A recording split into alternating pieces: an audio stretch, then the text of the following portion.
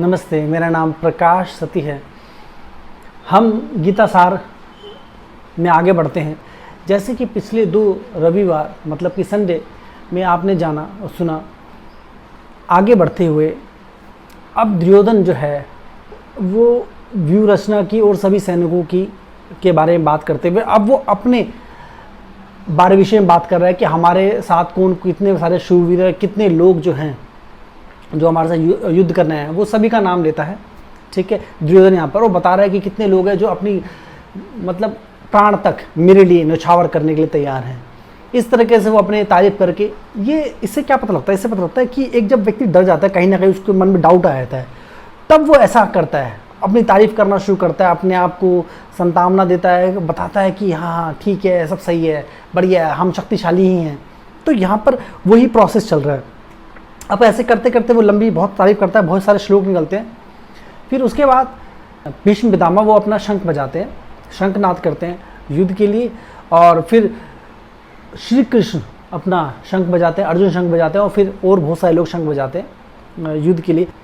फिर हनुमान से अंकित रथ में जिसमें अर्जुन बैठे हुए हैं, श्री कृष्ण जो उनके सारथी हैं, वो अपना धनुष उठाते हैं और तीर चलाने के लिए खड़े होते हैं। ये है 20वां श्लोक, ये और पहले अध्याय का। उसके बाद श्री कृष्ण से अर्जुन कहते हैं, बोलते हैं कि मुझे दोनों सेनाओं के बीच में ले चलो। ये है अध्याय पहला और श्लोक 21 और 22 कि वो बोलते हैं कि मुझे दोनों सेनाओं के बीच ले चलो, मैं देखना चाहता हूँ यहाँ युद्ध के लिए कौन कौन लोग हैं जो आए हैं। ठीक है, तो जब यहाँ पर अर्जुन दोनों सेनाओं के बीच पहुँचते हैं ना, तो वो अपने भाइयों को देखते हैं। भाई कौन से? कौरवों को। और फिर उनको देखते हैं, फिर उनको सभी रिश्तेदार दिखते हैं। जब उनको सब रिश्तेदार दिखते हैं, पितामह दिखते हैं, उनको गुरु दिखते हैं, सभी दिखते हैं, तो अर्जुन जो है वो घबरा सा जाता है। मतलब कि कोई भी व्यक्ति अपने सगों को कैसे मार सकता है, मतलब वो भी जायदाद के लिए, जिस युद्ध के लिए इतनी तैयारी की उसके लिए।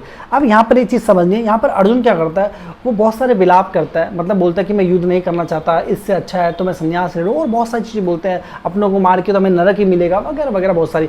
और फिर अंतिम श्लोक में वो जो पहले अध्याय का अंतिम श्लोक है, वहाँ पर वो बोलता है कि अपना वो रख देता है। और ये बात वो बताता है कि संजय धृतराष्ट्र को कि अर्जुन ने ये बोल के विलाप करके अपना धनुष और तीर नीचे रख दिया और युद्ध करने से हाथ खड़े कर दिया, मैं युद्ध नहीं करता। अब एक चीज़ समझो, इसमें इस श्लोक को आपने सुन लिया।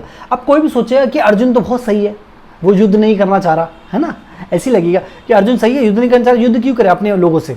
मगर इस चीज़ को समझ है, मैंने क्या बोलता, हमेशा शुरुआत से होती है। पहले ही मैंने बोला था, शुरुआत हमेशा शुरुआत से होती है। ऐसा नहीं कि श्री कृष्ण जब अर्जुन को बता रहे हैं, ज्ञान देने हैं कि युद्ध, अर्जुन तुम उठो और युद्ध के लिए युद्ध करो, ऐसा बोल रहे हैं। जब आगे श्लोकों में सुनोगे तो ये वो अपनी इच्छा से बोल रहे हैं, वो चाहते हैं युद्ध, वो कभी नहीं चाहते थे युद्ध। उन्होंने युद्ध को टालने की सब संभव कोशिशें की। ठीक है, सारे की सारी संभव कोशिश की। और दूसरी बात, ये अर्जुन, युधिष्ठिर, भीम, नकुल, सहदेव ही थे जो बदला लेना चाहते थे और वो लड़ना चाहते थे। जब वो लड़ना चाहते थे, बदला लेना चाहते थे, तो श्री कृष्ण उनके साथ खड़े थे, क्योंकि लड़ाई कोई नई की नहीं थी, बचपन की लड़ाई चलती हुई आ रही थी, बहुत पुरानी लड़ाई थी। अगर वो छोड़ना ही था तो कभी श्री कृष्ण को बोलते ही मत सेना इकट्ठा करने के लिए, उनके पास आते ही मत कि हमारी मदद करो युद्ध के लिए।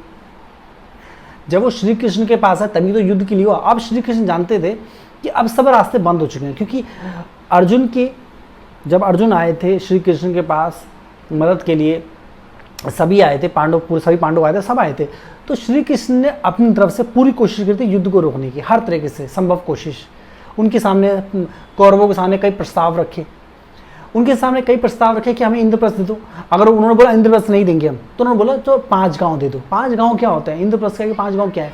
तो दुर्योधन ने बोला सुई भर नोक की जगह भी नहीं दूंगा। जब दुर्योधन ने बोलते सुई की नोक की जो जगह है उतना भी नहीं दूंगा, तो यहाँ पर बात खत्म हो गई।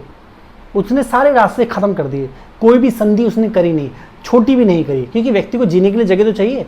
अब राजा के बेटे हैं, 5 गांव क्या होते हैं? कुछ भी नहीं होते, वो भी नहीं दिया। तो पहले अर्जुन और ये दुर्योधन मतलब सभी तैयार थे युद्ध के लिए, फिर भी श्री कृष्ण ने मध्यस्थता करते हुए युद्ध को समाप्त करने की कोशिश की। तो कौरवों ने मतलब दुर्योधन की तरफ से साफ मना कर दिया। तो यहाँ पर अब वो सब कुछ हो चुका है, सारा प्रोसेस हो चुका है, सब आ चुके हैं, दुनिया की सभी पूरी दुनिया की सारी सेना कुरुक्षेत्र में इकट्ठी हो चुकी है। अब वो हाथ खड़े कर दें तो सब युद्ध के लिए तैयार हैं। तो ये संभव नहीं है। ये इसमें बहुत बहुत खर्चे हुए हैं, बहुत सारे लोगों के संकल्प है, बहुत कुछ है। और दूसरी बात, ये धर्म की लड़ाई है और इसके पीछे बहुत सारी सूक्ष्मता है। अगर अर्जुन हाथ रख लड़ाई करने के लिए मना कर देते तो दुर्योधन थोड़ी रुकता, वो तो मारना चाहता था, मार देता, क्योंकि लाक्षागृह मारने की पूरी कोशिश की थी।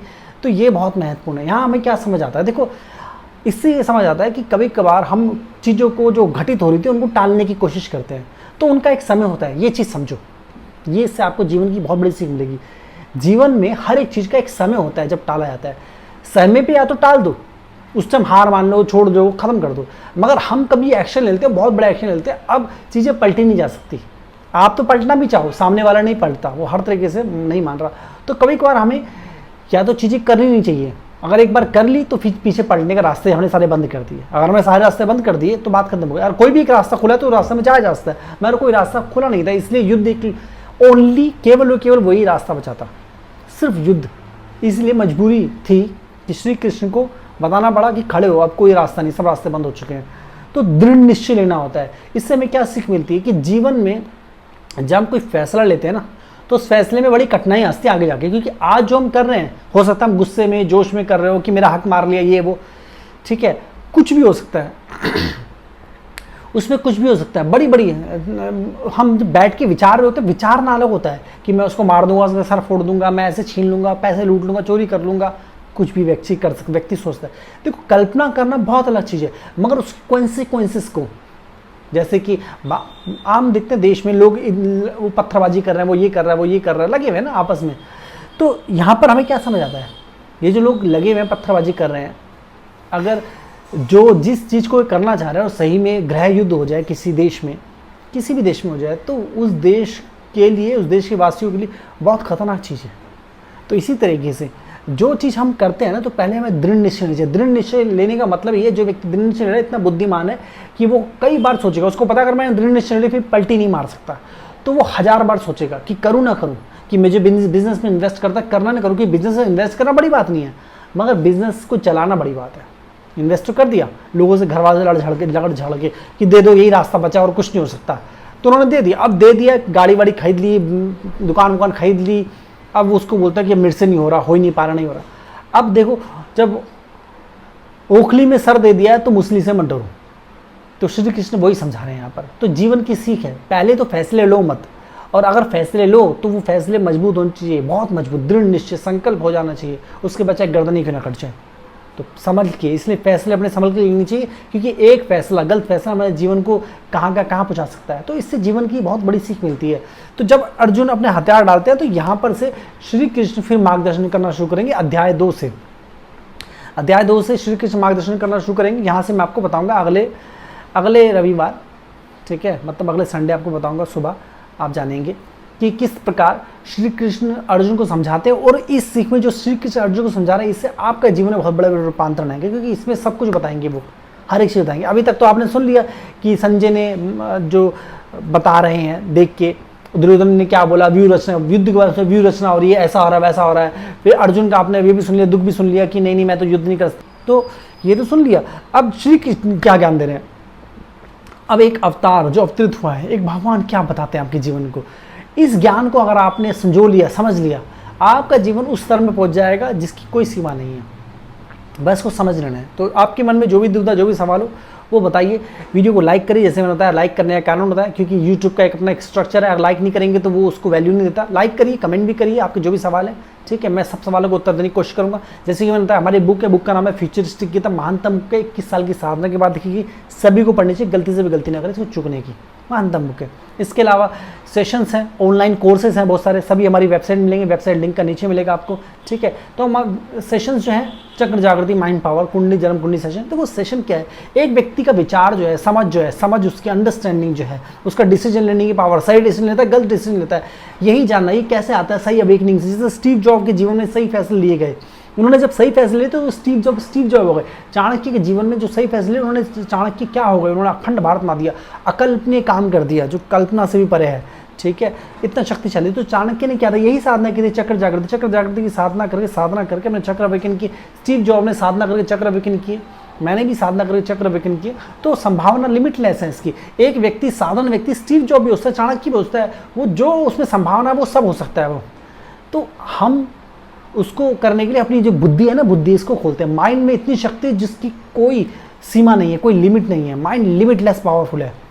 तो जितना उसको शक्तिशाली बनाएंगे उतना ही संसार आपके चरणों में झुक जाएगा। तो संसार को अगर अपने चरणों में झुकाना चाहते हो, संसार की उस शक्ति को प्राप्त करना चाहते हो, वो प्राप्त करना चाहते हो जो अकल्पनीय है, जो स्टीव जॉब चाणक्य ने प्राप्त किया, तो उसके लिए केवल और केवल आपको क्या करना होगा? चक्र जागृति करनी। चक्र जागृति के लिए सेशन जो है इसमें मैं आपको वर्क करता हूँ, उस हायर स्टेट में लेके आता हूँ। तो अपने जीवन को रूपांतरित होने। आज के लिए इतना, नमस्ते।